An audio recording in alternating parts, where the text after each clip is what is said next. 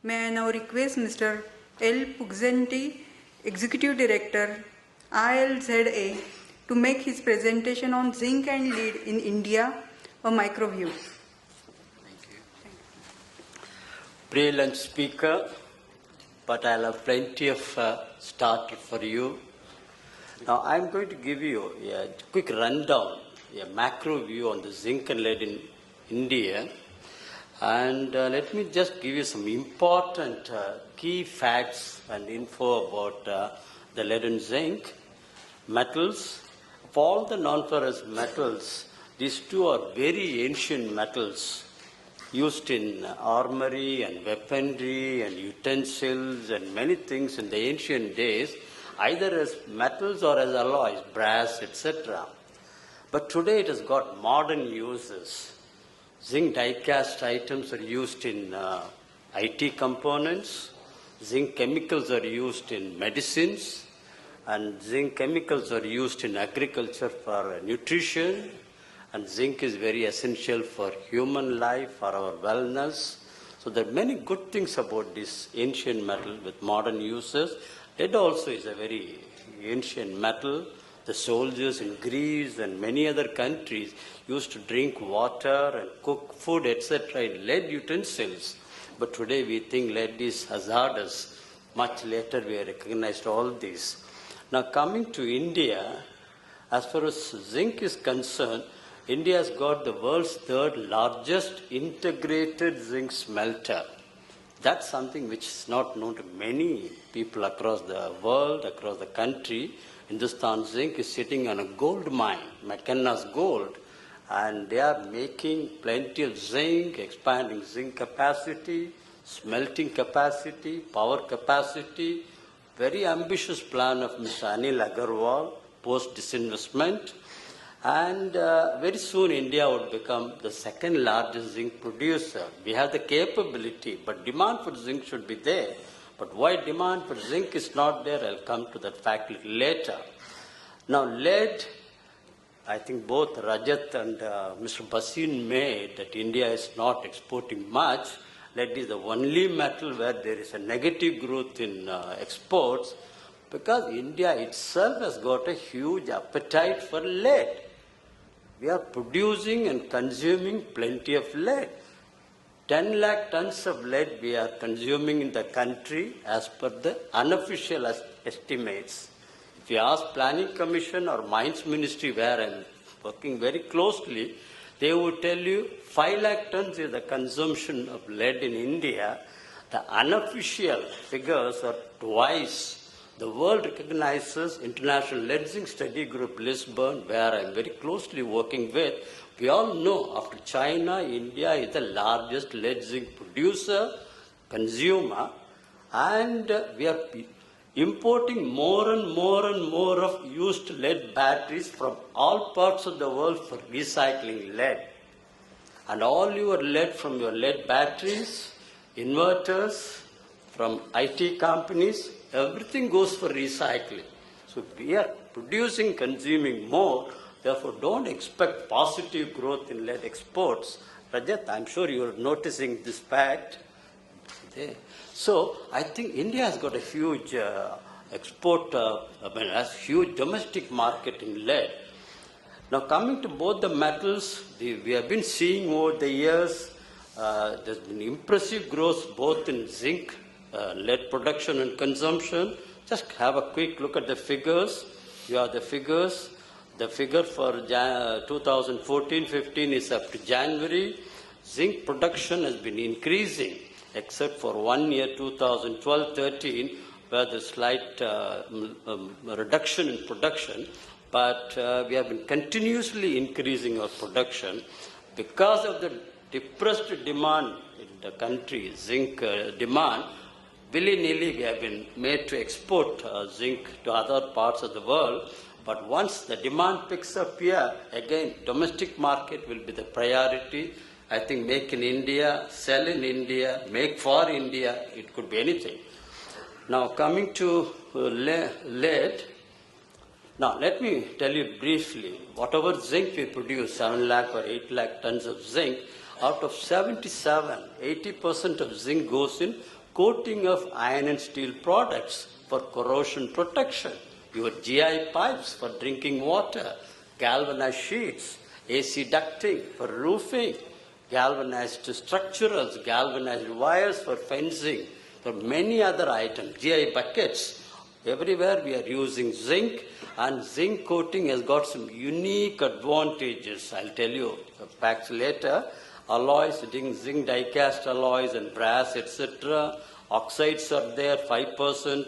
Dry cell batteries, 3%. Zinc dust, zinc chemicals, 3%. So plenty of zinc is going for saving money which you are losing by way of corrosion losses. If you ask the National Association of Corrosion Engineers, their estimate is India must be losing 100 lakh crores by way of corrosion. 4 to 5% of GDP is lost by corrosion losses, and zinc is saving that much money, and that financial resource you can use for creating new capacities, creating new structure, infrastructure, so many things you could do. Now, lead production, this is only a mini story about lead. Primary lead, that is lead produced from the natural ore, natural resource, which Hindustan Zinc produces. That's the figure here, 1,85,000 capacity primary lead production of Hindustan Zinc, of which we produce about 1 lakh tons. But 9 lakh tons of lead India is producing. Rajat? 9 lakh tons of lead India is producing by secondary route, recycling route, because there's so much of batteries floating around. And we are importing plenty of lead battery scrap from all parts of the world. So our appetite is huge. Our demand is growing. Auto sector is growing. Power shortage is there. Inverter. Renewable energy is opening. We need plenty of batteries for storage. So there's huge demand for lead in the country.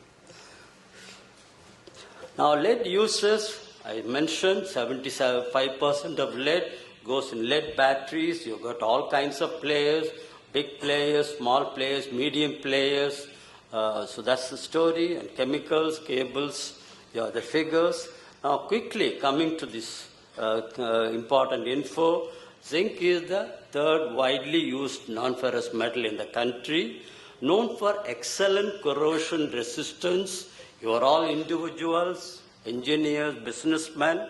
When you think of corrosion protection of any steel, it can be steel window in your house, it can be a steel shed in your lawn, it can be anything.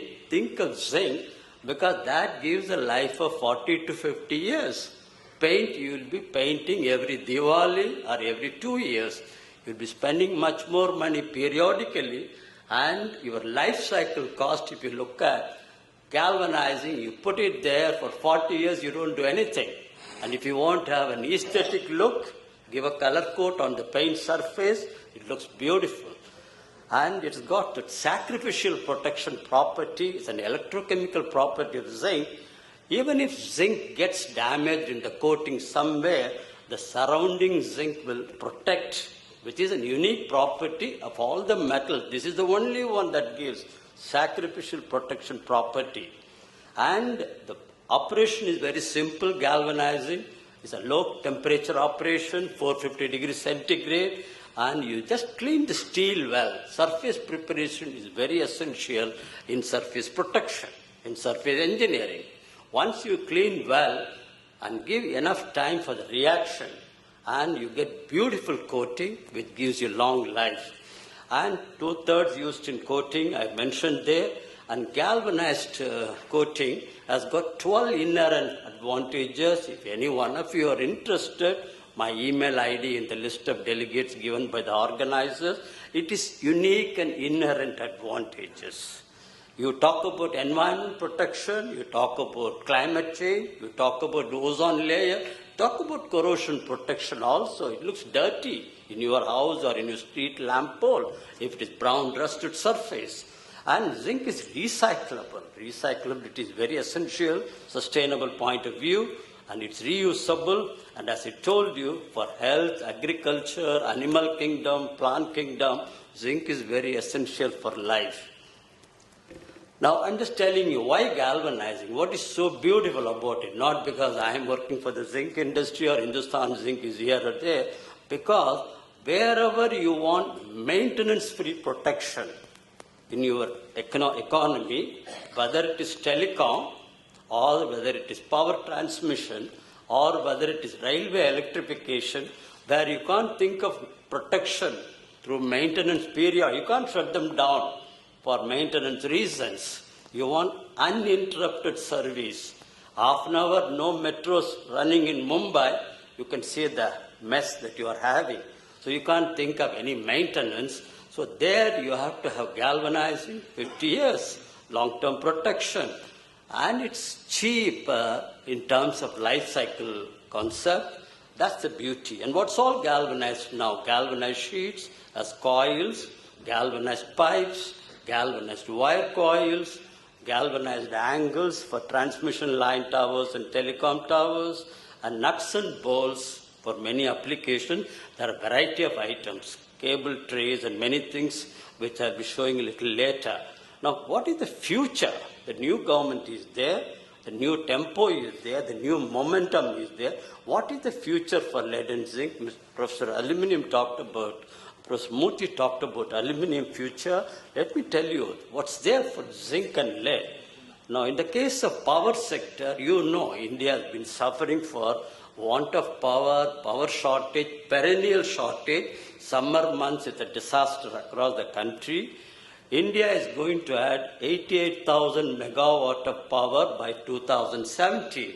Now, if you are going to generate so much power, you have to transmit them to the consumer downstream to remote villages. So you need transmission line towers, you need zinc, you need galvanized towers. Electrification received a setback last few years.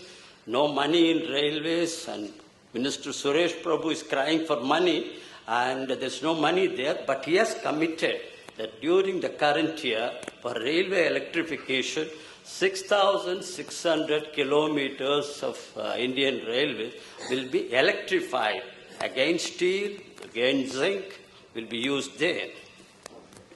Telecom, I don't have to tell you all, everybody has got mobile and laptop, and there's an explosion in the country. We think it's so high, and the current tele-density in the country is 70%. That means if there are 100 people here, 70 would be having the mobile phone or connectivity. So current tele-density is 70%. But what are the telecom companies doing? They are now looking at rural areas, smaller towns, smaller cities, and they are looking at that location to put towers so that even a farmer will have a mobile phone. How much fertilizer to use, how much micronutrient to use, when to use. So the telecoms are going there, the connectivity is going there. So we will have plenty of towers across the country. On an average, I am giving you a figure. India is adding 8 million, that means 8 lakh subscribers we are adding every month, mobile subscribers. 80 lakh, that means it's a mini European country we are creating every month. Now, the new markets, again, highways started by Prime Minister Vajpayee ji with great ambition because he wanted India to be connected, people to be connected, culture to be connected. That's how he said we should have world-class highways. He put lots and lots of money, and everything you saw suddenly, highways in the country, world-class. And later another government came, received a setback, but I think it's being revived now. And Minister Gadkari has mentioned, whatever we lost, we would like to gain. And his current target, minister's target is 30 kilometers of highways to be created per day. 30 kilometers, it's not 20, it's 30 kilometers per day.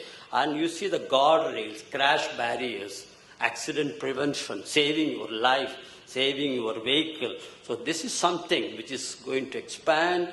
Money has to come. Now, this is what I want to show you according to the Indian Infrastructure Report Planning Commission. Earlier, 2007-2012, 11th five-year plan, India invested only $5,000 billion US.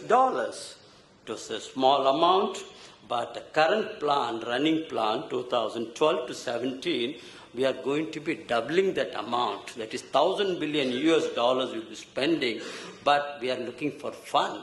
That is where Mr. Modi is going all around the world to invite many countries to come and invest here, repatriate the profit, but come and invest here.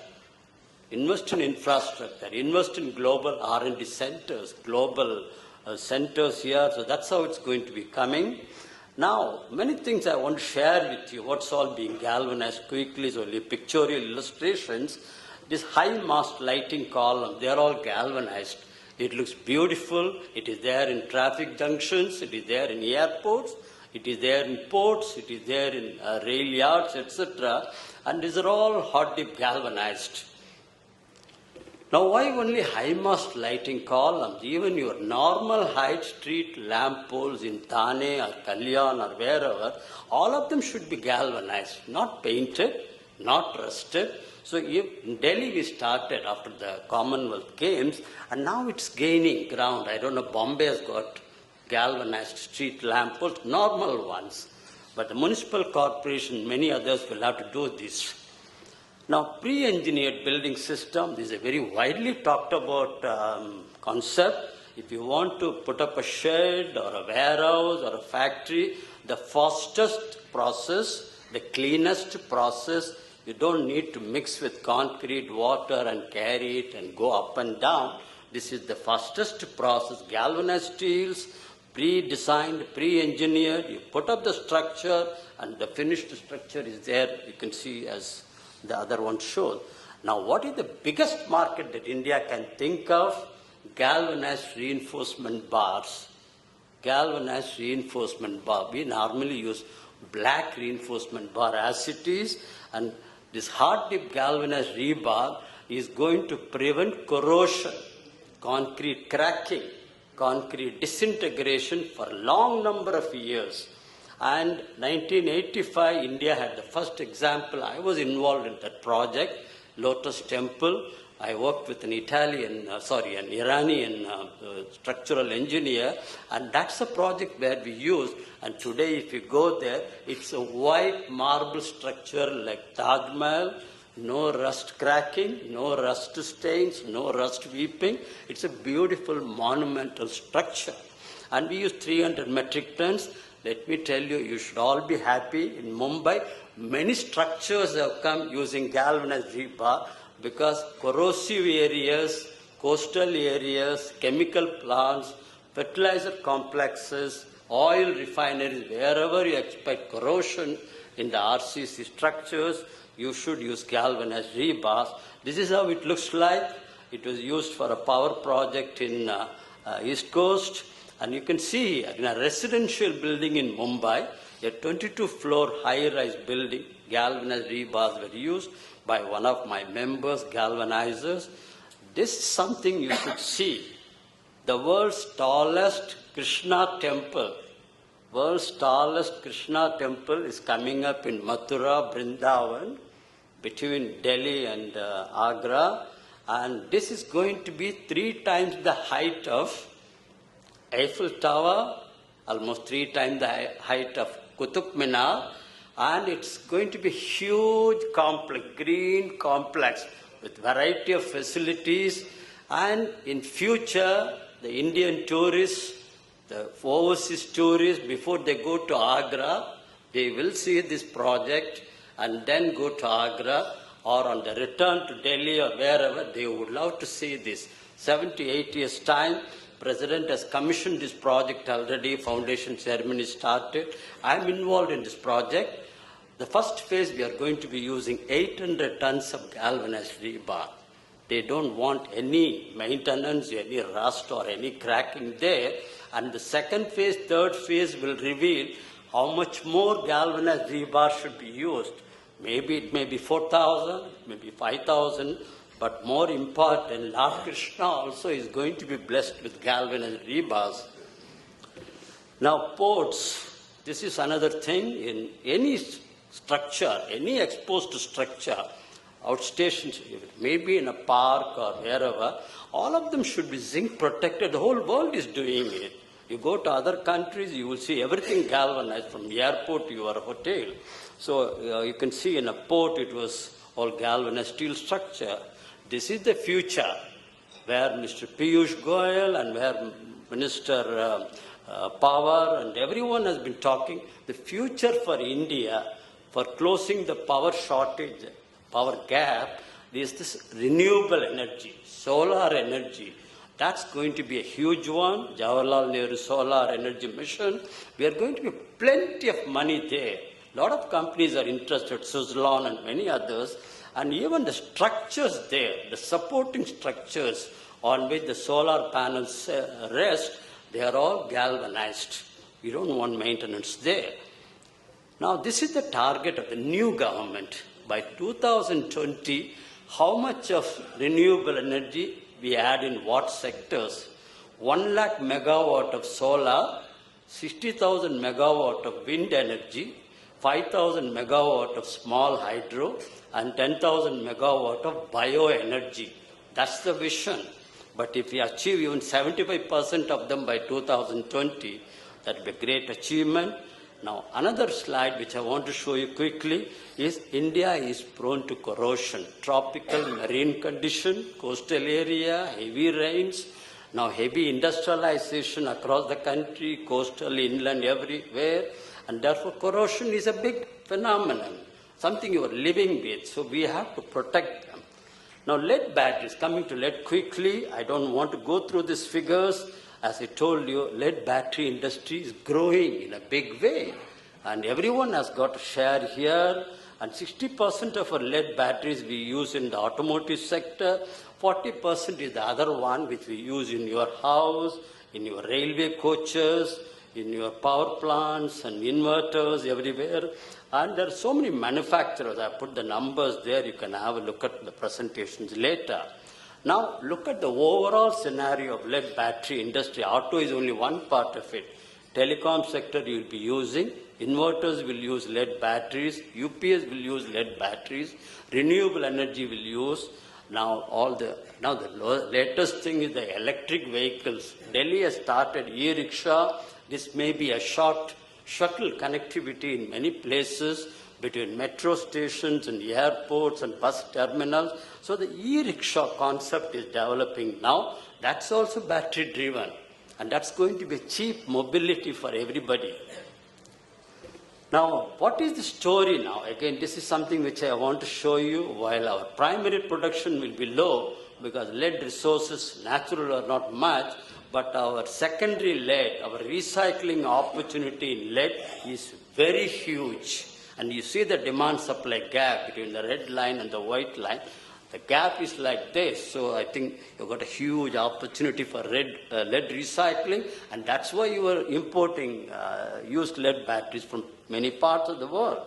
Now, what is worrying me, what should worry you also, while we are recycling lead, while we are doing good in lead, what is annoying me is we are recycling all right, but we are not doing it in an eco-friendly manner. We are having an informal sector, which is very nice to hear, nice to mention, but I would call it, it's backyard recycling. It is backyard recycling. Very dirty operations. Lead is hazardous. You have acid in that. And the way we are treating them is a backyard lead recycling, which I am ashamed about. India is a nuclear country, superpower, largest technology, manpower here, scientific manpower, everything is there, but we are doing backyard recycling in this country, and norms are there, legislations are there. I was involved in this exercise with the Ministry of Environment and Forest. Minister Suresh Prabhu was the Environment Minister in 1998. I was involved with him, and we developed very good scheme, closed-loop recycling scheme. He helped in bringing the legislation, but we are not implementing them. The state pollution control boards, no, we have no manpower to go and see what's happening. For whatever consideration, you can get whatever letter you want, whatever approval you want. That's the story about the regulated bodies, pollution control board and pollution control committees. We could do it better. Now, while I blame them, I also blame the industry of which I am a part. Industry also doesn't have a voluntary initiative. If we are recycling for the sake of the neighborhood, for the sake of the environment, for the sake of my worker, I should do it in a green practice. Nowhere let us recycle the way we are doing it here. There are few registered, few eco-friendly players, but much larger backyard players. That's something I am worried about. Everything we have done, it started with our conference in 1998, where Mr. Suresh Prabhu came. Being a chartered accountant, he said, I'll try to put things in the right perspective, I'll put the house in order. He did good things. We also helped the ministry. Everything was done. These are all things which you can see in your... It's a nice way of monitoring and implementing and everything. But what's the idea? It's all in paper. It's all in the website of state boards, pollution control boards. It is all there in the media. But nothing is, nobody cares. Industry is happy making money, recycling. And they are also very happy, regulatory bodies. Now, all these things were put in the document, legislations, how much we should collect, how much we should recycle. And everything is collected in the country. Nothing goes waste. But then it goes through all backyard recycling. Everything has been done. I think I don't want to be taking more time. Already I've taken more. Now, this is what I want to tell you. What needs to be done for zinc and lead, which I'll tell you later in the panel discussions, once infrastructure investments start flowing, that's what Mr. Jaitley is worried about, how to get money from where, PPP model or pension funds, what to use, etc. Once the infrastructure investments start flowing in the country, everything grows. You talked about cost of capital, there won't be any capital shortage there. Sorry. And then steel demand will grow. Last few years, the steel demand has been growing in this country by 0.5%, which is virtually 0%. So when steel itself is not growing, zinc will not grow. Automotive industry, the sales have been going down for the last few months. They are now seeing a ray of hope, slightly improved sales now. So on GDP growth, you know, you are going to overtake China in GDP in the next few years. So GDP is growing, steel production will be growing, infrastructure investment will be increasing.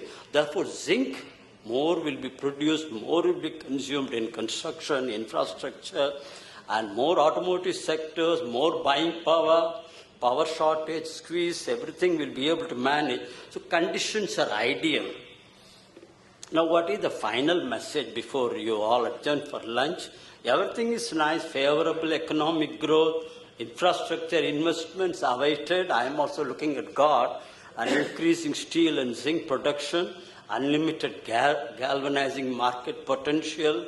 There is no underestimating that market.